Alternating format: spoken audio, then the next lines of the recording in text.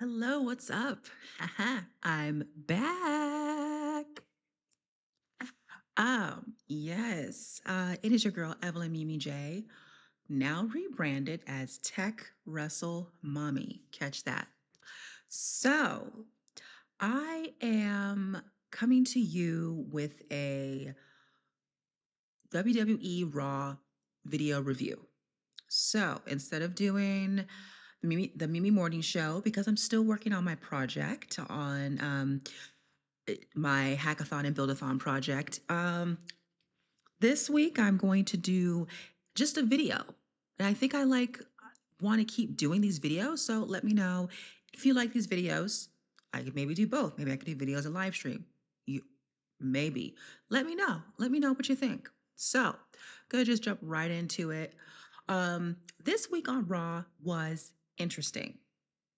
Was interesting for a couple of different reasons. Let me pull up my notes here.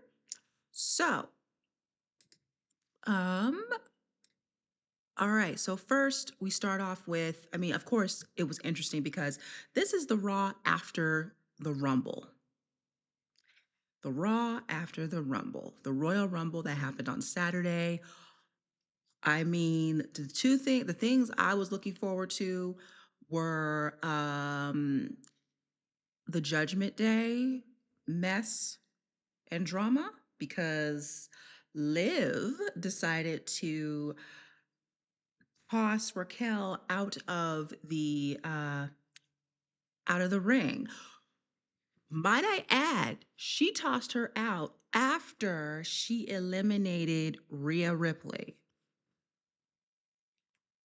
Now I know, she was just taking advantage of the moment when Raquel was just, talking her shit out to Rhea outside the ring. And she was turned away and Liv just said, oh, and took advantage of it. Um, but I just, I thought it was quite interesting how those three, like, here we go again. You know what I'm saying? How it kind of just happened like that. So I was waiting to see. I was waiting for Monday. I was waiting for yesterday because I was like, what is going to happen now? This tea, this coffee, whatever you want to call it, girl. One of those moments for sure. So I was waiting for that. Then Braun Breaker got burnt Sienna, got eliminated before he even got to the ring on Saturday. And he was eliminated by Obafemi. Who?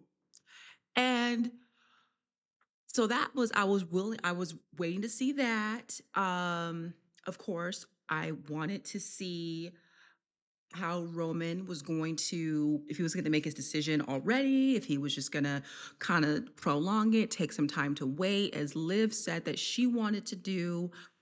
So, I was waiting for that. And he just, as Triple H bestowed upon him this weekend, is the cerebral assassin. So I was ready. I was ready for him to get on the mic, talk his shit, and he did just that. Um, okay, so what actually happened in Raw? So on Raw, so Burnt Sienna, aka Bron Breakker, comes out and he was mad. He was big dog mad, and it was almost like the way they shot it. It was almost like he camped out in front of the ring because he was that mad, and like he was throwing shit around. He was yelling. He was foaming at the mouth. He really wasn't foaming at the mouth, but he was mad. He was big mad. Okay. And, I don't blame him. If I'd be kind of, honestly, look, I call him Bert Sienna and I don't really like the character. I'm like, whatever. You know what I'm saying? Like, okay. But honestly, he was my pick to win the men's Royal Rumble. However, after the tribal chiefs, the tribal chief has spoken. He spoke on the Pat McAfee show. less than 24 hours before that, talking about, basically you can't pass him the ball because, he's getting nervous and hands are shaking when he's talking to ESPN. So, like, legit, I had put in my picks. Shout out to Devin, the tribal chief. I had put in my picks, my predictions. And I legit messaged him and was like, can I change my decision? Can I change? Can I make a change? Um, but anyways, yeah, so I did. I had at first, I was like, I had picked him to win. No, not even. He didn't even get there. Okay, so not gonna go back too far. So he's pissed. So fast forward to Raw yesterday, right? He's pissed. And that's why I understand why he's pissed. So, but Paul Heyman, look, I also want to say too, Paul Heyman with his Easter egg head ass, respectfully, um, is comes out on the mic in defense of him, which was funny because he was stuck in his reaction, and just like the rest of us were, just like even Braun was. He didn't he he was stuck too on the floor on Saturday. Um, but I remember a certain Paul Heyman coming out with Brock Lesnar later. So he homie hopping. These hoes ain't loyal, y'all. They are not loyal. So I thought it was kind of funny that he was, coming out in defense of him. Okay. And then of course Adam Pearce comes out. He responds. I think Paul was demanding a match for Braun that night. Paul Pierce comes out. Paul Pierce with his petty ass. He comes out. And amongst all this, he's, saying, well, like when all this is happening, he basically says, no, no match. You're interrupting my show. Get the fuck out. But before that, he says, the last time there was a hooded man that came out of nowhere, it was Austin Theory. And of course, Brok Breakker, burnt Sienna, turned his head and looking at Austin. And Austin is like almost clutching his pearls if he had them, you know? So then that was done. So a pretty powerful start to Raw. And then we get to Javon Evans versus Grande Americano. Now, okay, I'm noticing a pattern. Javon keeps fighting the Starbucks crew. Okay. And I hope that the return of the OG Grande Americano stops this sometime soon because I'm already kind of getting tired of it. I don't know about y'all, but I'm already kind of like, okay, like he's going through the Starbucks crew, he's going through Grande Americano, he's going through Rayo, he's going through the Venti. I don't know, even know the sizes, just all the cups. He's went through all the sizes, and it's like, okay, like what now? What now? All right. So speaking of the OG Grande Americano, um, while Javon and Starbucks was going at it, they're going back and forth, and then it looks like that Grande Americano was about to win after cheating. Obviously, the Starbucks crew came together and shenanigans started happening. They pull out the the thing from the crotch, which is they put it in their. I know Dominic Mysterio has done that too. Like you pull it out from the area and you put it in your face. Like, anyways, okay. So they do that whole thing, and before that happens, like just as soon as that happens, then OG Grande Americano comes out, distracts Starbucks crew in the ring, and they're like, or at the ring, whatever. Like what? And then that's when Javon Evans takes advantage of that moment, does a OG cutter, and pins Grande Americano. the the new one. Okay. So that happened. So Evans wins again. So he didn't beat Starbucks. How many times now? Anyways. All right. So now the Usos, Jay and Jimmy, come out and they announce that they're going to go up against Alpha Academy next week for the tag team titles. And they acknowledge that their cousin, Roman Reigns, um, was the winner of the Royal Rumble, the men's Royal Rumble on Saturday. So everyone puts the ones up. Also, did you see their attire? Is that new merch? I'm not really like a godly person. I consider myself like, I mean, I'm spiritual, but I'm not like, like Jesus, yeah, you know. But I liked it. I liked it. I can understand the faith based. I like it. So if it's new merch, that's really cool. All right. Now this next this next one was funny AF. Okay, hold on. This is funny. So, so I'm watching. All right, I'm watching, and um, AJ Styles music hits, and I'm like, wait a minute. I thought he was done. So I thought, well, maybe like he's not done. Maybe he's like, know what? Fuck this. I'm not done. Maybe that, or maybe he's coming to like address the crowd one last time. Um, I don't know, but so his music hits, and it's Gunther's trolling ass. He even does the whole thing, and then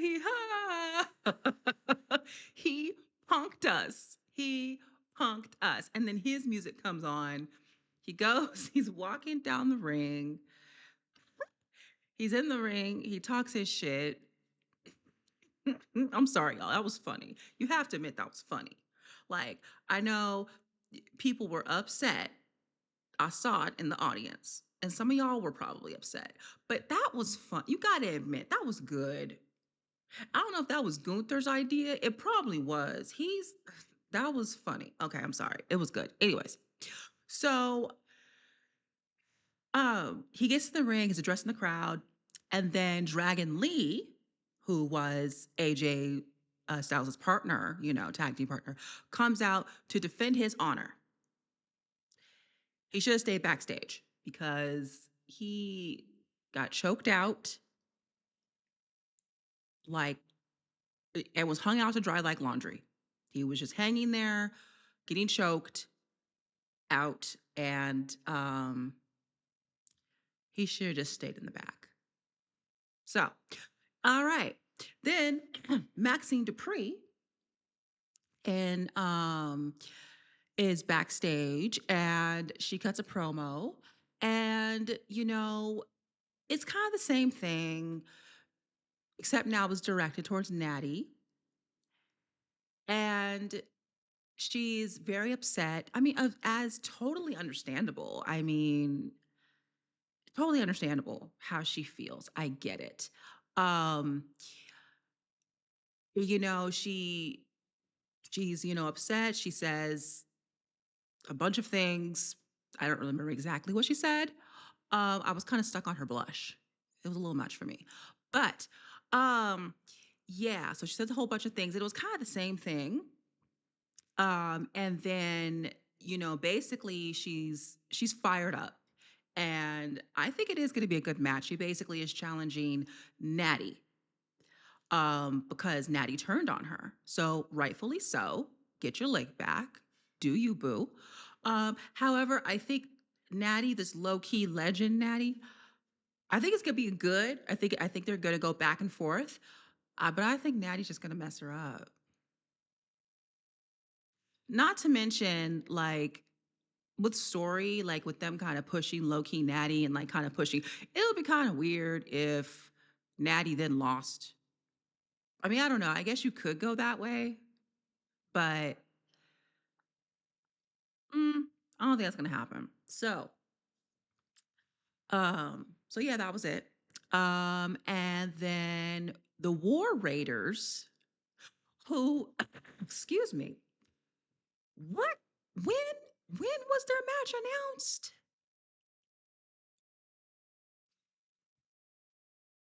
I hadn't seen these guys in how I've it- did I miss something here? Like I didn't know they were even on the card.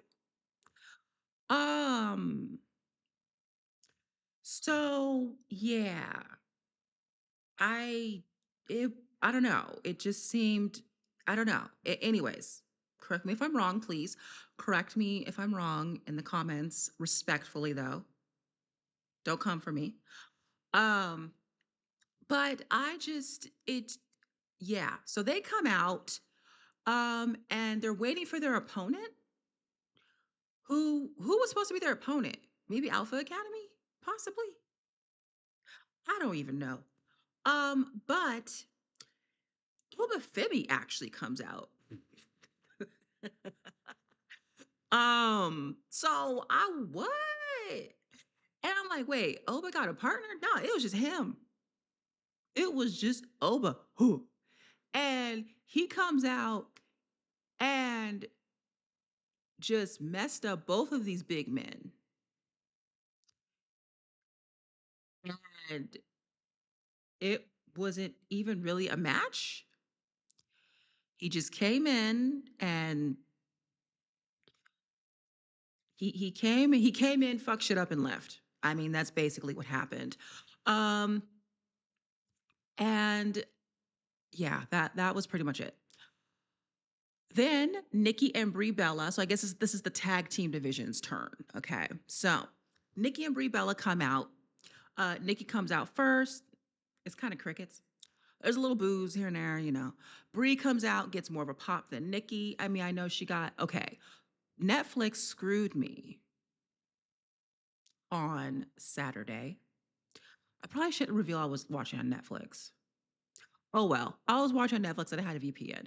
And then Netflix decided, oh, you're not supposed to have a VPN. First of all, probably not. Okay. Technically, I'm not. Second of all, though, um, I was told to get a VPN. Okay. Not just by the community, the online community, but um, Stephanie McMahon pushes the VPN. Chris Van Vliet pushes a VPN. And now, of course, they don't specifically say how to use that VPN, but I can use my VPN how I want to. So I was kind of mad. Anyways, and so I say that I kind of derailed a little bit because I didn't see, I missed Bree's entrance because I was dealing with Netflix because I was doing a watch along with Acknowledge the Dynasty podcast. And so I missed Bree's entrance. I missed Kalani Jordan in her entrance. Yeah, I missed a couple of things. So, but from what I saw online later, Bree got a really big pop at Royal Rumble. So it makes sense that she got a pop at in Philly. And so they go out, they're talking, okay, and then they officially announce that they are that they're back as the Bella Twins, and they're back in the tag team division, and they're coming for the tag titles.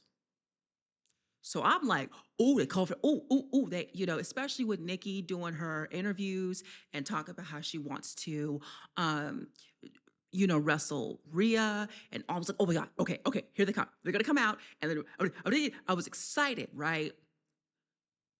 I was waiting, and they did not come out. The Bella's music comes on, and they are walking down. I'm like, okay, maybe they'll walk the ramp, maybe they'll come. No, they just never showed up.